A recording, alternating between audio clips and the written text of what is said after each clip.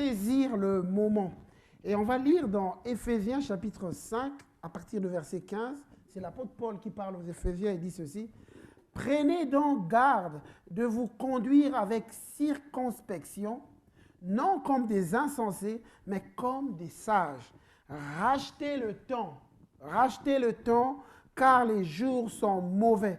C'est pourquoi ne soyez pas inconsidérés, mais comprenez quelle est la volonté du Seigneur. » C'est l'apôtre Paul qui parle, il parle du temps, de racheter le temps, que les jours sont mauvais et qu'il nous faut racheter le temps. Et vous savez, quand on regarde la définition du temps, un peu dans le grec, dans le terme étymologique, le mot temps veut dire deux choses. Il y a soit chronos, c'est le temps qui passe tous les jours. C'est le temps qui passe tous les jours. Comme là, on est dimanche, demain c'est lundi, on a 24 heures dans la journée. Ça, c'est le temps chronos qu'on est en train de vivre tous les jours. Il y a le temps qui passe, chronos. Mais au milieu de ce temps chronos que nous sommes en train de vivre, il y a des temps kairos. Kairos qui veut dire temps favorable. Donc, je donne un exemple. Par exemple, il y a les temps qu'on vient dimanche. Nous savons tous que dimanche après dimanche, nous venons à l'église. Tu viens à l'église dimanche après dimanche, mais il y a des moments qui sont comme des moments kairos favorables qu'il faut saisir. Alors, je vais relire le passage de Paul que je viens de lire pour qu'on comprenne, mais on va le lire avec la traduction parole vivante.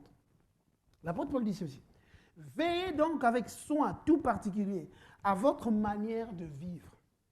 Agissez avec la conscience de votre responsabilité. Donc ça veut dire que vous êtes responsable de ce qui se passe dans vos temps. De votre responsabilité. Ne vivez pas au jour le jour sans penser plus loin, comme ceux qui ne connaissent pas le vrai sens de la vie.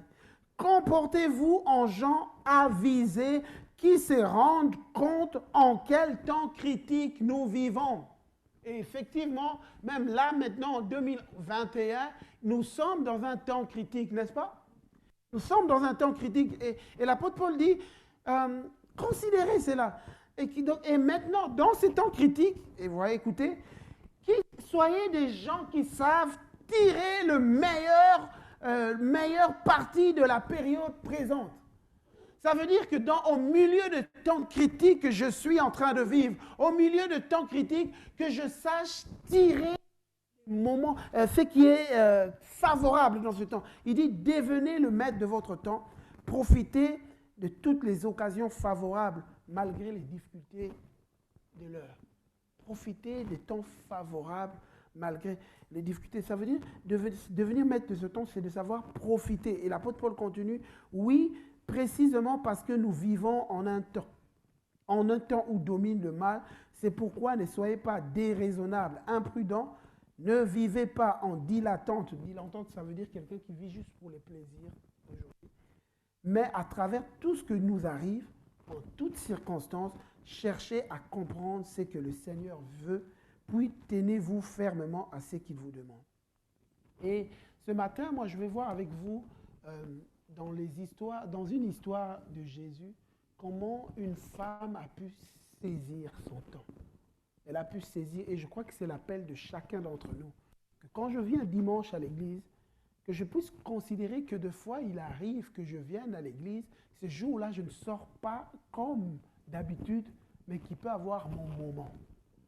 Que ça peut arriver le matin, quand tu décides de prier, chaque matin tu pries, mais sais-tu qu'il y a des moments, il y a des jours où tu te réveilles, tu pries, et puis tu pars, tu pries, c'est des choses que tu fais tous les jours, mais il y a des moments où tu viens dans ton moment personnel de la prière, il y a un moment que tu dois saisir. Il y a un moment favorable. Il y a un moment, et ces moments favorables peuvent changer tout le courant de ta vie. Mais de fois, beaucoup d'entre nous, nous ratons ces moments. Parce que nous considérons que c'est comme tous les jours.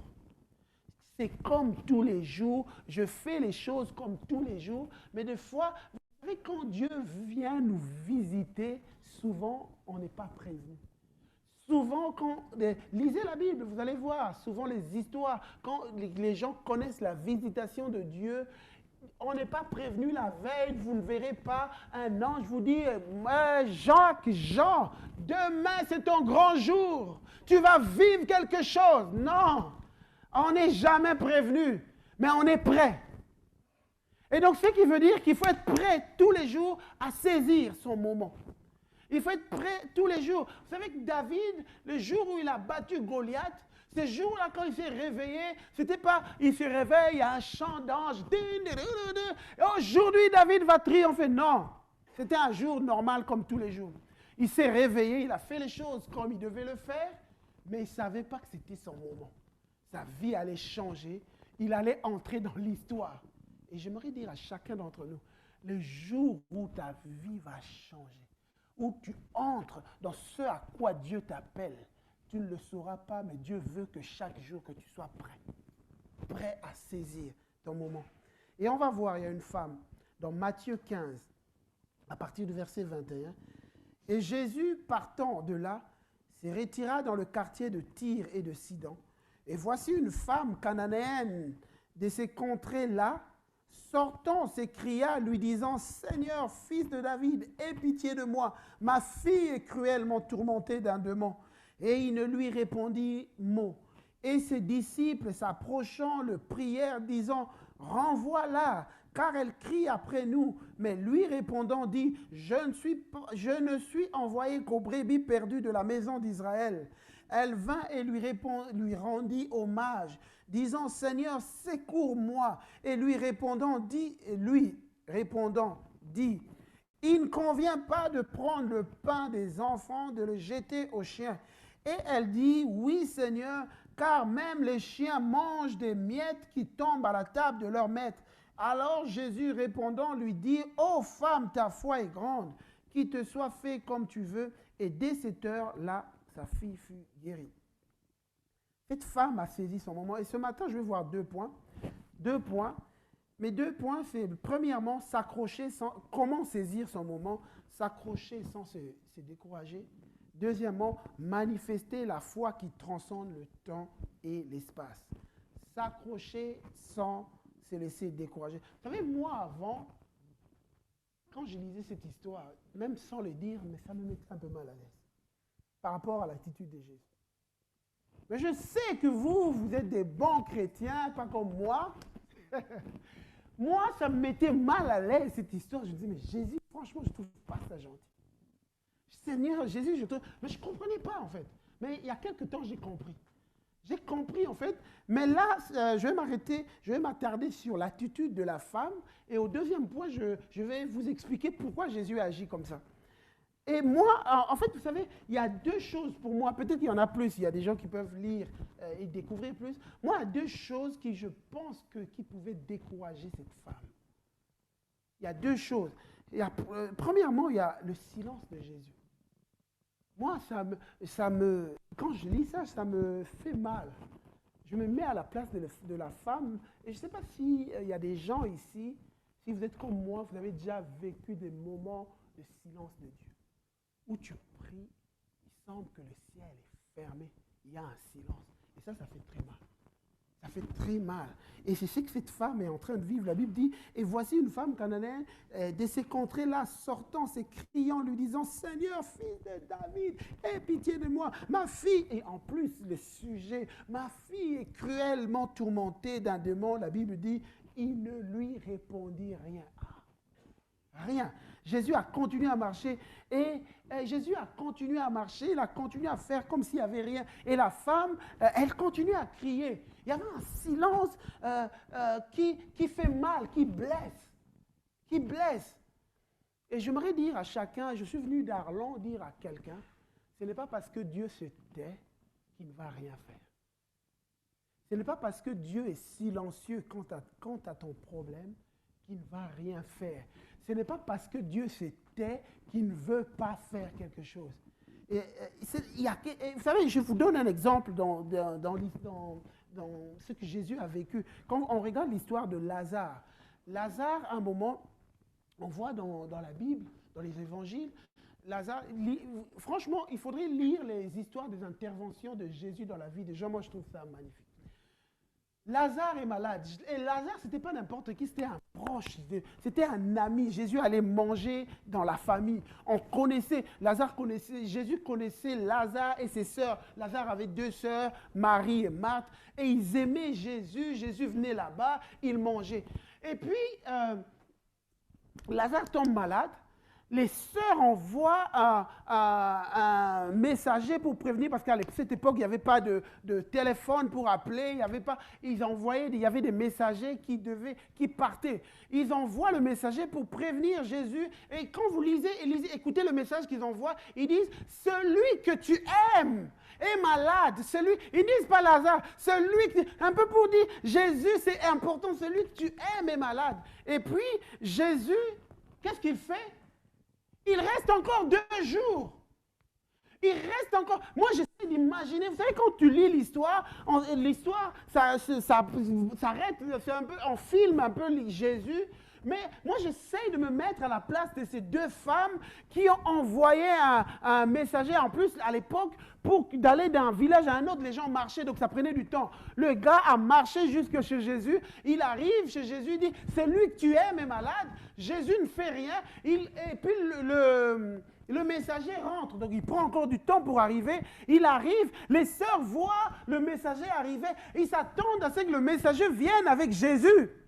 Mais le messager revient tout seul. Ça, c'est un peu, nous, des fois, tu pries, tu t'attends à ce que Jésus fasse et intervienne parce que tu es dans l'urgence. Tu es dans l'urgence, tu attends à ce que quelque chose se passe. La Bible dit que Jésus est resté 2 jours, vous vous rendez compte? Eux, ils sont dans l'urgence parce que la personne est mourante. Elle est mourante et ils attendent, ils voient le messager arriver. Mais Jésus est où? Et puis le gars dit, il va venir, mais je ne sais pas quand. Vous imaginez la déception? Vous imaginez la déception? Et moi, j'essaie de m'imaginer, et ça, c'est souvent, il nous est tous arrivé de vivre ces gens. Bon, peut-être pas d'autres, mais peut-être que je vous dis que ça arrivera. Ça fait partie des choses de la vie, ça fait partie de l'apprentissage que Dieu... Et puis, ils attendent, mais Jésus ne vient pas. Jésus prend encore 2 jours, il reste. Et puis quand il décide d'aller, imaginez, donc il a attendu 2 jours, mais le temps encore qu'il marche jusqu'à la ville. Et quand il arrive, il était trop tard. Et j'aimerais vous dire, ce n'est pas parce que Jésus est resté, ce n'est pas parce que Jésus n'a pas donné de réponse qu'il ne comptait pas faire quelque chose. Quand vous lisez le reste de l'histoire, Jésus a fait quelque chose. Et je suis venu dire à quelqu'un ce matin, ce n'est pas parce qu'il y a silence de Dieu dans ta vie que Jésus ne veut rien faire. Il s'apprête à faire quelque chose. Le problème, c'est que tu ne le vois pas encore. C'est un peu comme quand vous êtes dans un théâtre. Vous savez, quand vous êtes dans un théâtre, vous voyez, il y a une scène qui se passe, vous regardez, et puis à un moment, les rideaux se referment. Les rideaux se referment, et vous êtes assis, ça donne l'impression qu'il n'y a rien qui se passe. Mais ce n'est pas parce que les rideaux sont fermés et qu'en apparence, il n'y a rien, mais derrière le rideau, il y a un décor qui est en train de changer. Il y a quelque chose qui se passe. Et j'aimerais dire à quelqu'un, ce n'est pas parce que tu ne vois rien qu'il y a un silence que derrière le rideau, qu'il n'y a rien qui se passe. Il y a quelque chose qui se passe. Dieu est en train de préparer. Et Jésus, à ce moment, il ne dit rien, il continue. Et ensuite, moi, je pense qu'il pouvait encore décourager cette femme, c'est la réponse de Jésus. Jésus lui dit, mais lui répondant, dit, je ne suis envoyé qu'aux brebis perdues de la maison d'Israël. Waouh! Moi, à ce moment, j'aurais dit, Seigneur, alors, tu aurais dû même ne rien dire. Parce que, ici, quand Jésus lui dit, je suis envoyé qu'aux brebis, c'est comme si c'est pas pour toi. La guérison, ce n'est pas pour toi. Mon œuvre dans la vie. Et je suis venu dire à quelqu'un de fois, tu peux ressentir comme si ce n'était pas pour toi. Tu as l'impression que c'est juste pour les autres.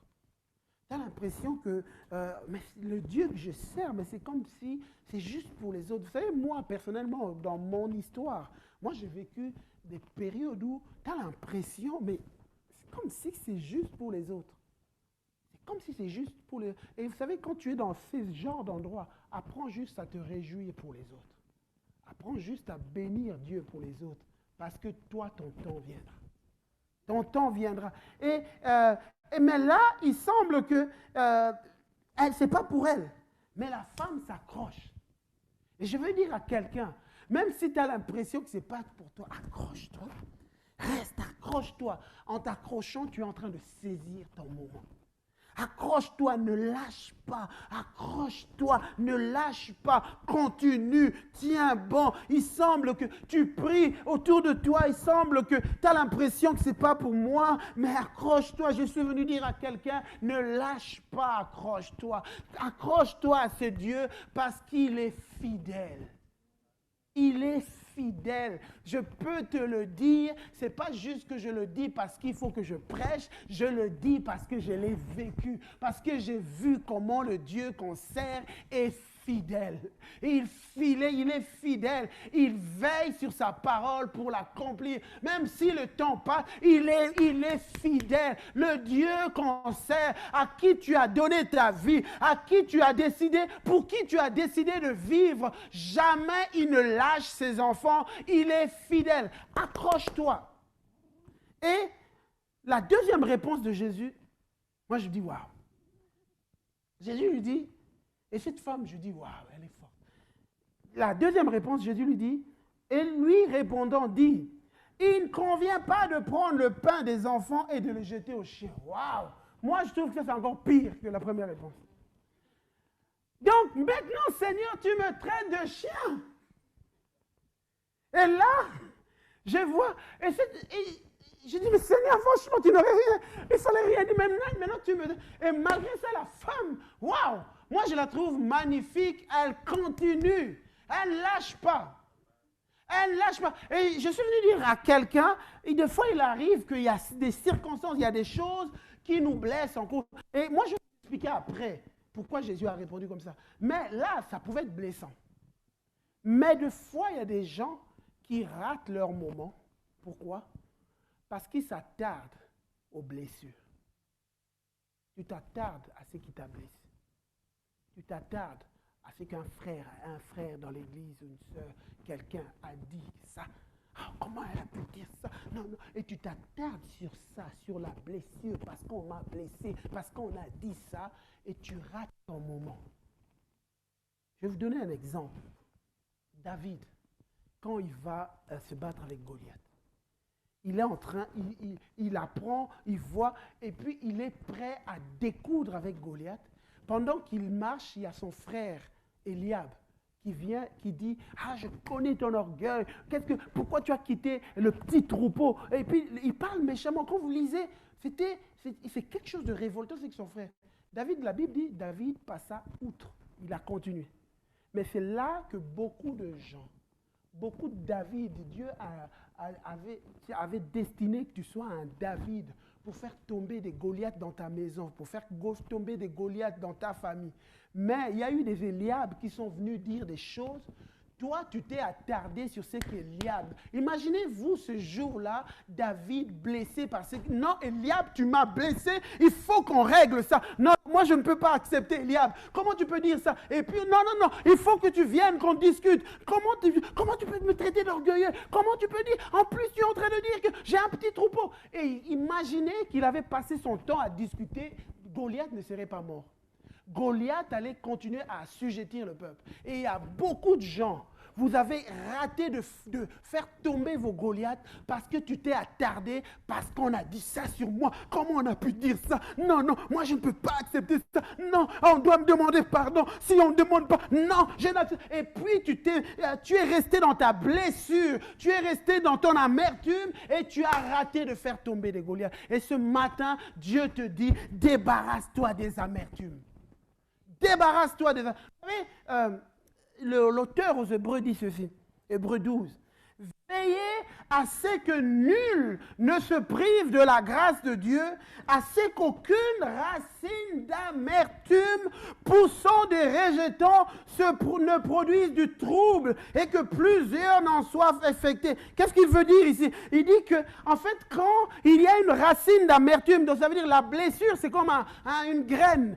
Quand quelqu'un te blesse, c'est une graine et le diable le sait. À chaque fois, à chacun de nous tous, Moi, en premier, nous tous, nous avons des Goliaths qui se lèvent dans nos vies. Et le diable sait que tu es capable, avec la grâce de ton Dieu, de faire tomber les Goliaths. Il le sait. Alors pour que ça n'arrive pas, il t'envoie des Eliab. Des gens qui vont te blesser. Je veux te dire, il faut que tu saches que dans la vie, nous rencontrons toujours des gens qui nous blessent. Nous rencontrons des gens qui disent des mauvaises choses sur nous.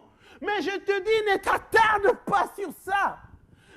Refuse qu'il y ait d'amertume dans ton cœur. Prends soin, garde ton cœur. La Bible dit, garde ton cœur plus que tout autre. Je refuse les amertumes. On a dit sur moi, Seigneur, je te remets ça.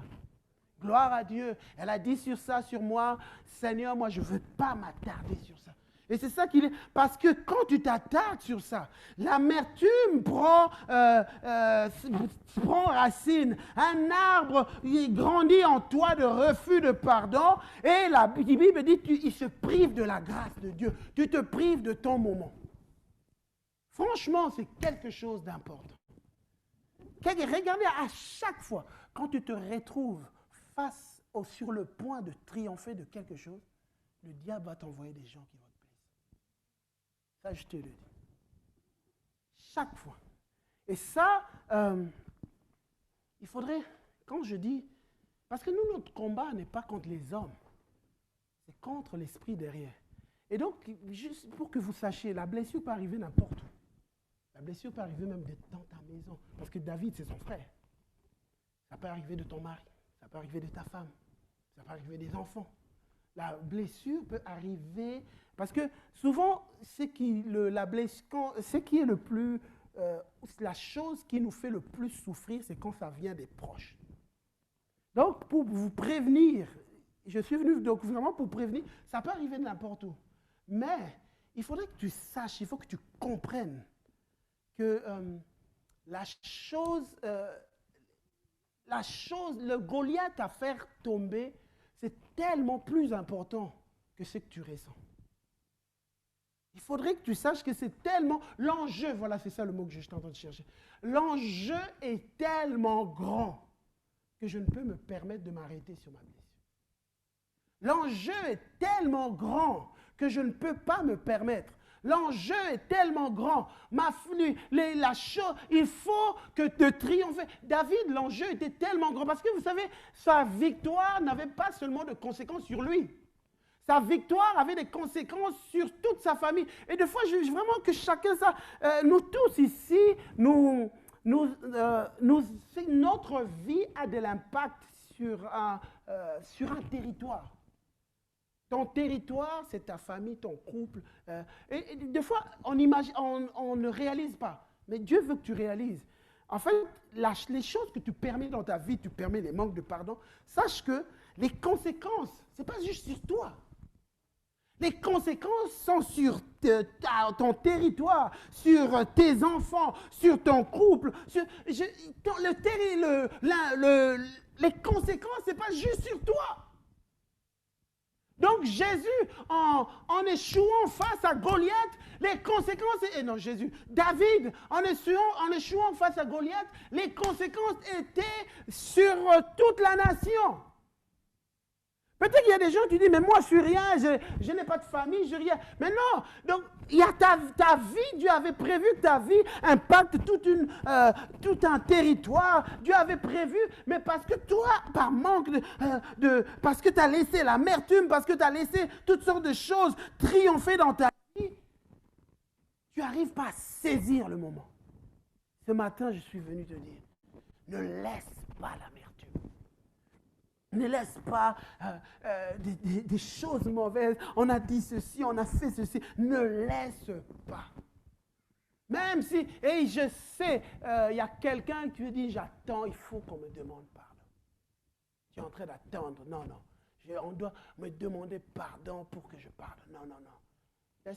Franchement, peut-être qu'on te demandera pardon, peut-être qu'on ne te demandera pas, mais tu es en train de ruiner ta vie. Tu es en train de ruiner ta vie, tu es en train de laisser Goliath. Il faut que tu traites avec ça pour saisir ton moment. Pour saisir ton moment. Et le deuxième point, mon deuxième point, c'est manifester la foi qui transcende le temps. Manifester la foi. Vous savez, je veux dire à chacun d'entre nous, peu importe tes années dans la vie chrétienne, peu importe le niveau, Dieu a placé une portion de foi dans la vie de chacun. Il y en a que c'est grand, il y en a que c'est petit, mais j'aimerais dire à chacun d'entre nous, même la petite foi que tu as peut faire une différence. Peut faire une différence. Il faut juste que tu prennes conscience. Alors, tout à l'heure, je disais, je vais expliquer pourquoi Jésus s'est tué. En fait, je vais vous expliquer. C'est que Jésus, quand il est arrivé, la mission de Jésus sur terre, en fait, c'était sa mission, il devait mourir pour les hommes. En mourant pour les hommes, il ouvrait la porte aux non-juifs, dont nous. C'est la croix qui a fait que l'œuvre de Dieu, la promesse faite à Abraham, s'applique même à nous. Et donc, ce qui fait que Jésus, en arrivant sur terre, quand il exerçait son ministère, son but en exerçant son ministère, il devait l'exercer juste au milieu des Juifs. Tout ce qu'il était en train de faire, il devait le faire au milieu des Juifs et ensuite mourir à la croix. Et quand il meurt à la croix, il ouvre la porte et puis ses disciples maintenant étendent le royaume. Maintenant, fais ce que Jésus. C'est pour ça que Jésus disait, vous ferez des œuvres même plus grandes que moi parce que vous irez à des endroits que moi, Jésus, je ne pouvais pas aller. Parce qu'il fallait, ça sont les temps de Dieu. Il fallait qu'il y ait la croix. Et cette femme cananéenne, elle ne faisait pas partie du peuple juif. Et donc quand Jésus, il vient vers Jésus pour que Jésus intervienne, Jésus ne disait rien parce que cette femme est venue trop tôt. Trop tôt par rapport à la croix. Je ne sais pas si vous comprenez. Donc, cette femme est venue en dehors du temps parce que l'œuvre de Jésus ne pouvait s'appliquer qu'à partir de la croix. Alors, Jésus ne répondait rien parce que cette femme était venue hors de temps. Et Jésus ne répond. Et même quand il dit, maintenant, quand il répond, c'est quelque chose, c'était difficile à comprendre pour la femme.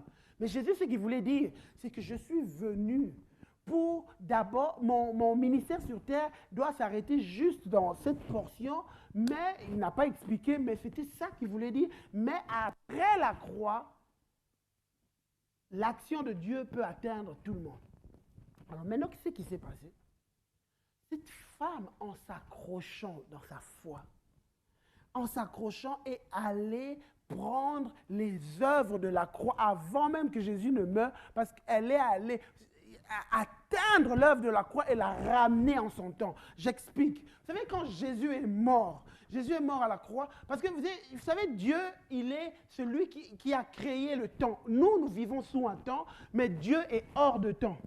C'est ça, on dit que Dieu, il est l'alpha et l'oméga, le commencement. Donc Dieu est dans le passé, il est dans le présent, il est dans le futur. Il est hors de temps. Mais nous qui vivons dans le temps, c'est quelque chose de difficile à comprendre. Mais il est hors de temps. Et donc Jésus, quand il a fait son œuvre à la croix, l'œuvre de Jésus est montée vers Dieu et c'est une œuvre qui agit hors de temps. Et donc c'est la foi. En fait, la foi, je vais vous dire, la foi, c'est quelque chose qui quitte la dimension naturelle et qui va atteindre la dimension surnaturelle. Ça, c'est la foi. Et c'est pour ça que cette femme est allée, alors qu'elle était hors de temps, mais par sa foi qui s'accroche, elle est allée prendre l'œuvre de Jésus et l'œuvre de Jésus s'est accomplie dans sa vie. Et ce matin, je suis venu dire à quelqu'un, c'est que deux fois dans nos vies, on arrive hors des temps. Hors de temps, ça veut dire que tu peux arriver trop tôt ou tu peux arriver trop tard. Tu peux arriver trop tôt, mais tu peux arriver trop tard. Mais peu importe, Dieu est capable. Parce que la Bible dit qu'il est le maître de temps et de circonstances. Dieu est le maître de temps. C'est Daniel qui l'a écrit. Daniel, à un moment, dans Daniel chapitre 2, verset 21, il dit « C'est lui qui change les temps et les circonstances, qui renverse, qui établit les rois, qui donne de la sagesse aux sages, la science à ceux qui ont de l'intelligence. » Et je vais dire que peu importe ce qu'on a dit par rapport à ta vie, peu importe ce qui s'est passé, qu'on dise que c'est trop tard, qu'il n'y a plus d'espoir, il n'y a plus rien à faire, Dieu est le maître du temps et des circonstances. Dieu est le maître du temps et des circonstances. Il est capable de ramener. Et à un moment dans la Bible, je vais lire juste la traduction français courante, j'aime bien. la Bible dit, il est le maître de temps et de l'histoire. Il renverse les rois ou les établit. C'est lui qui accorde la sagesse aux sages, qui donne le discernement aux intelligents. Il est au-dessus des temps. Ça veut dire Dieu contrôle. Il peut créer des temps.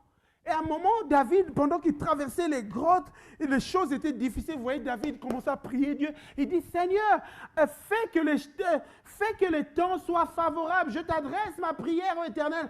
Que ça soit les temps favorables. Ça veut dire, crée des nouveaux temps pour moi. Crée un temps que je puisse le saisir. Seigneur, que ça soit les temps favorables. Parce que Dieu est le maître de temps et de circonstances.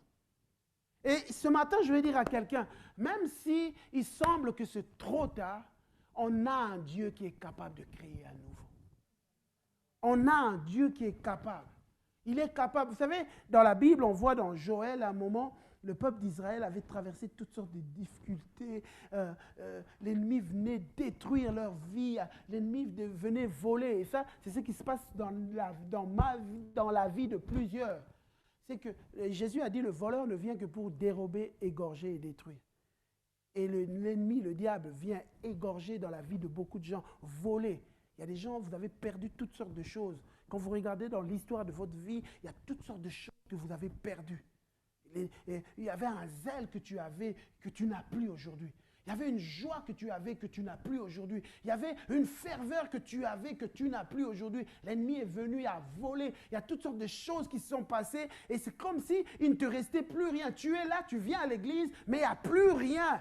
Et tout à l'heure, quand je parlais du fait d'avoir la foi, mais toi, tu regardes, il n'y a plus rien parce qu'il y a un ennemi qui a détruit. Il y a un ennemi qui est venu voler. Il y a un ennemi qui est venu détruire, arracher, voler. Et ça t'a laissé rien tuer. Il n'y a plus rien. Il n'y a plus rien. Il semble que tu as tout perdu.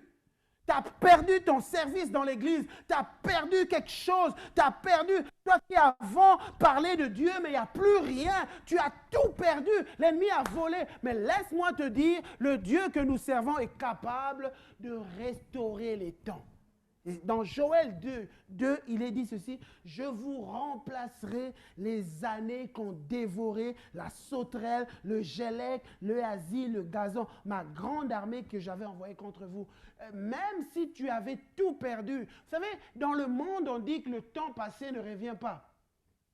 C'est vrai, le temps qui est passé ne peut pas revenir, ne revient pas. Mais gloire à Dieu, on a un Dieu qui est capable, quand les temps passés où on a perdu de choses, il est capable de te faire ramener tout ce que tu avais perdu. Tout ce que tu avais perdu, la joie que tu avais perdue, la paix que tu avais perdue, Dieu dit, je vous les remplacerai, je vais restaurer cela. Il y a des gens, vous avez perdu tout, l'ennemi est entré, il a tout saccagé, il a tout détruit. Dieu dit, je suis capable de restaurer. Je vous remplacerai les années qu'on dévorait. Je vous les remplacerai parce qu'il est le maître de temps et des circonstances. Il est le maître. Il faut juste que chacun d'entre nous puisse saisir. Et je vais dire à quelqu'un ici, ne laisse pas ce temps passer comme ça. Ne laisse pas ce temps passer. Saisis ton temps.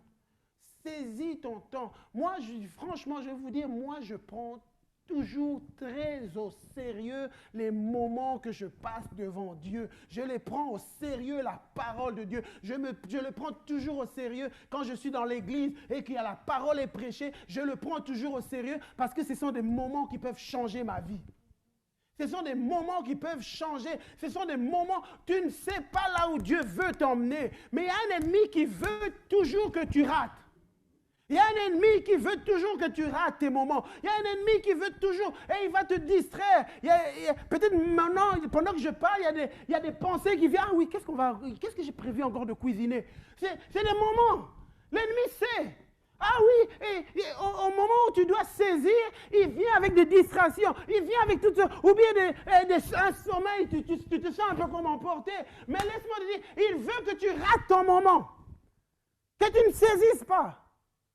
Et je vais dire à chacun d'entre nous, peu importe le moment, excusez-moi de parler avec passion parce que moi je connais ce Dieu qui change l'histoire de la vie. Il est capable de changer ton histoire. Il est capable de changer. Quand ton histoire, il y a eu toutes sortes de choses qui ont été volées, le Dieu que nous servons est capable de changer. Et ce que j'aime, c'est qu'à cet endroit, ce qui est magnifique, on voit cette femme en train de plaider pour son enfant. L'enfant ne se trouve pas à cet endroit, l'enfant se trouve ailleurs. Mais la Bible dit qu'au moment où Jésus dit ta foi est grande, la fille, à l'endroit où elle était, va te retrouver la guérison. À l'endroit. Ça, c'est pour dire la grandeur de Dieu. Dieu, il n'y a pas d'espace pour lui. Il est au-dessus de l'espace. Il est hors de temps, mais il est aussi au-dessus de l'espace. Il est capable d'agir. Et ça, c'est la grandeur de Dieu. Et vous savez, dans la Bible, on voit l'exemple d'un homme. Qui est venu vers Jésus pour que Jésus intervienne dans sa vie. Et puis, il dit à Jésus, écoute, Jésus, il faut que tu viennes. Et puis, Jésus lui dit, écoute, si tu as la foi, ta fille peut être guérie. Et cet homme, à un moment, s'est ressaisi. Il a dit, Seigneur, je crois.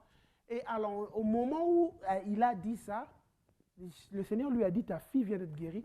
Le monsieur, maintenant, en partant, ses serviteurs sont venus lui dire, écoute, ça va, c'est bon, ton enfant a été guéri. Au moment où Jésus a parlé. Vous savez, souvent dans la Bible, on voit, chaque fois que Jésus est intervenu dans la vie des gens, c'est parce qu'on lui a emmené des gens. On a emmené des gens, Jésus a prié, on a emmené, et c'était un peu l'habitude. Les gens savaient que pour que Jésus intervienne, il faut lui emmener. Mais il y a un homme qui était centenier. Cet homme-là, quand il vient vers Jésus, il dit à Jésus, Jésus, je viens vers toi parce que mon serviteur est malade. Jésus lui dit, écoute, je vais aller avec toi pour intervenir. Et puis le centenier dit à Jésus, non, non, non, Jésus, ne viens pas avec moi, dis seulement une parole et mon serviteur sera guéri. Vous savez, et puis Jésus va dire, waouh, ta foi est grande. Pourquoi? Parce que tout le monde avait considéré que Jésus agit quand on lui emmène des gens. Mais ce monsieur a dit non, il est capable d'agir même quand je ne lui emmène pas la personne. Et ce matin, je dis, des fois, nous mettons Dieu, l'œuvre de Dieu dans des boîtes, que Dieu peut agir juste dans cette manière, dans cette manière de faire, mais laisse Dieu être Dieu dans ta vie. Laisse Dieu être Dieu. Laisse Dieu faire au-delà de ses limites. Laisse Dieu intervenir dans ta vie comme il veut. Laisse Dieu être Dieu. Et ce matin, nous saisissons notre moment quand nous laissons Dieu être Dieu dans notre vie. Quand nous laissons Dieu faire ce qu'il est capable de faire, là où il veut, comme il veut. Et ce matin, j'aimerais vraiment dire, alors que mon message arrive à la fin, que nous puissions apprendre à saisir notre temps, saisir les moments que Dieu nous présente, saisir les moments. Et chacun d'entre nous, nous avons une destinée à accomplir, nous avons des choses à accomplir. Chacun, je pourrais passer dans les rangs, parler à une personne à la fois. Chacun a une destinée à accomplir. Chacun d'entre nous, il y a en toi l'homme que tu es censé devenir. Il y a en toi la femme que tu es censé devenir. Mais nous tous, nous ne devenons pas cet homme ou cette femme. Parce que nous ne saisissons pas toujours les temps. Nous tous, nous ne devenons pas. Mais je veux dire à chacun, j'aimerais vraiment m'arrêter et dire, tu sais que en toi, il y a un être que Dieu a créé, que tu puisses devenir, que Dieu avait des projets, il a des choses. Mais pour que tu deviennes ça, pour que tu entres dans ça, il faut que tu saisisses tes moments, que tu apprennes à saisir. Il faut que tu apprennes à saisir. Et alors que tu apprends à saisir, tu vas voir jour après jour comment Dieu va te mettre, va mettre les choses en place. Tu vas voir l'intervention de Dieu. Vous savez, pour finir, moi, ce livre, en fait, que j'ai écrit, c'est mon premier, mais je crois que ce n'est que le premier, il y a autre chose. Moi, j'ai toujours rêvé avant de le faire. Et le jour où j'ai décidé, en fait, ce livre, j'ai commencé à écrire ça depuis 2016. Et en 2017, j'étais sur le point de le faire, mais et puis il y avait des choses qui sont passées, et puis tu laisses, tu laisses. Et puis à un moment, tu regardes, oh, finalement, c'est pas vraiment satisfaisant, c'est pas, tu trouves que c'est pas assez. Et puis là, cette année, Dieu m'a dit non, Christ, faire, ose faire le pas, ose faire le pas. J'ai hésité, et puis j'ai dit, bon, je vais oser. Et je sais qu'il est imparfait, je sais qu'il ment, j'aurais aimé qu'il y ait plus, mais j'ai osé faire le pas. Parce que nous ne pouvons pas devenir les hommes et les femmes que Dieu a voulu qu'on soit si nous n'osons pas saisir les moments. Et j'aimerais vraiment finir en disant, encourageant chacun d'entre nous. Il y a des imperfections dans nos vies. Nous ne sommes pas encore là où, quand chacun d'entre nous, tu regardes, il y a des imperfections, il y a des choses encore qui manquent. Tu dis, non, il faut encore que je change ça, il faut que j'arrête ceci, il y a des choses qui manquent, mais vous savez, David, le jour où il devait affronter Goliath, vous pensez que David était parfait? Il y avait encore des choses qui manquaient dans sa vie. Il devait encore améliorer des choses. Mais il a osé saisir son moment et Goliath est tombé. Et je déclare que ce matin, il y a des Goliaths qui vont tomber dans les vies. Amen. On va venir dans la présence de Dieu. Il y a des David ce matin que Dieu veut aider à faire tomber des Goliaths.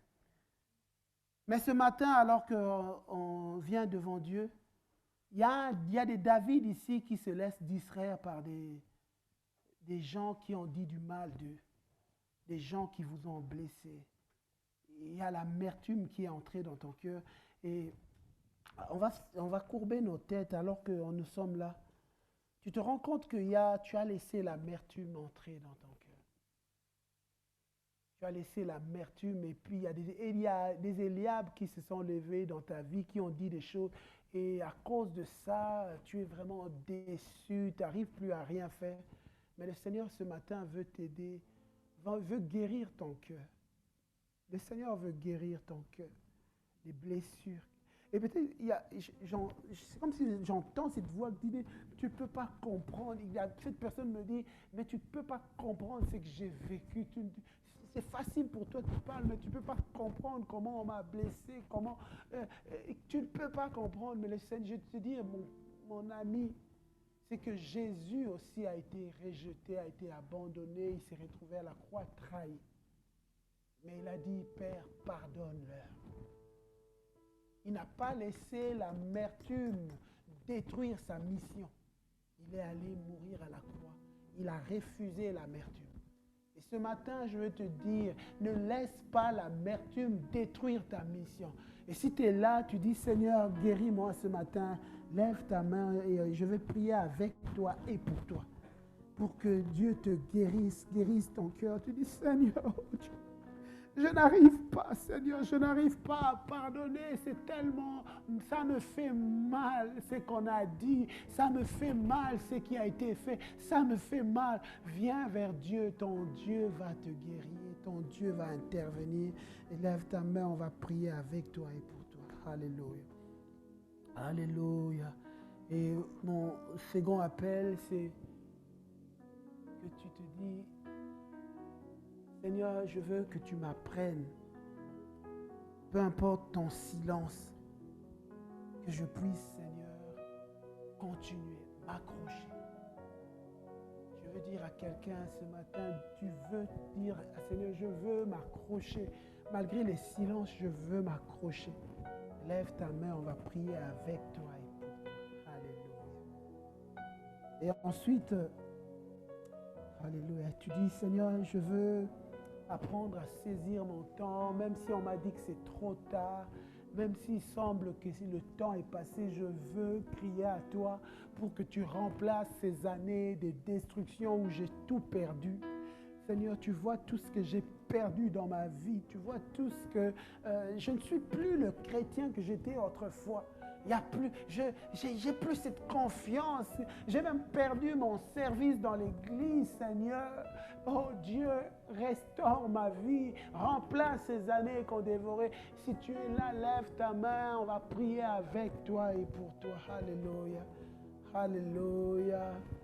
Oh Dieu de gloire, Seigneur, je viens prier pour toutes ces personnes qui ont besoin de ton intervention, ces personnes qui ont besoin de guérison, ces personnes qui ont besoin de restauration, ces personnes qui ont besoin, Seigneur, oh Dieu de gloire, alléluia, merci d'intervenir, merci de te glorifier, alléluia. Je demanderai si on peut se lever ce matin devant Dieu et que nous saisissions, commence à prier, commence à saisir ton moment. Tu dis au Seigneur, Seigneur, ce matin, je ne veux pas rater.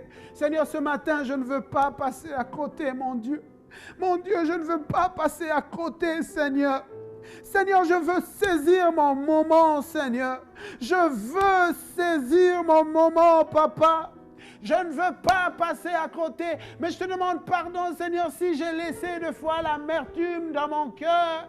Oh Dieu de gloire, je te remercie de me guérir ce matin, mais ce matin, je veux être l'homme que tu as prévu que je sois. Je ne laisserai pas l'amertume me ruiner, je ne laisserai pas l'amertume me détruire. Je veux être l'homme et la femme que Dieu veut que je sois. Je veux devenir ce que Dieu veut que je devienne. Je déclare dans ma vie que je vais faire tomber des Goliaths. Je ne laisserai pas les Goliaths nous asservir. Je ne laisserai pas les Goliaths asservir ma famille. Je vais me lever avec foi. Je vais croire que mon Dieu marche avec moi. Je vais croire que mon Dieu est à mes côtés. Je vais croire, Seigneur. Je ne laisserai pas, Seigneur. Je me donne à toi et je sais que tu n'abandonnes jamais tes enfants. Tu marches avec tes enfants. Seigneur, merci de répandre ton esprit au milieu de nous, de restaurer les forces. Répands ta vie, répands ta force au milieu de nous. Que des hommes et des femmes se lèvent avec force. Seigneur, c'est que nos échecs de hier, nous les déposons à tes pieds. Mais nous voulons, à partir d'aujourd'hui, marcher dans ta victoire, Seigneur. Dans le nom de Jésus, dans le nom de Jésus, je brise tous les liens. En ce moment, je les brise au nom de Jésus. Seigneur, que nous entrions dans ta liberté. Au nom de Jésus. Alléluia. Merci, Seigneur. Alléluia.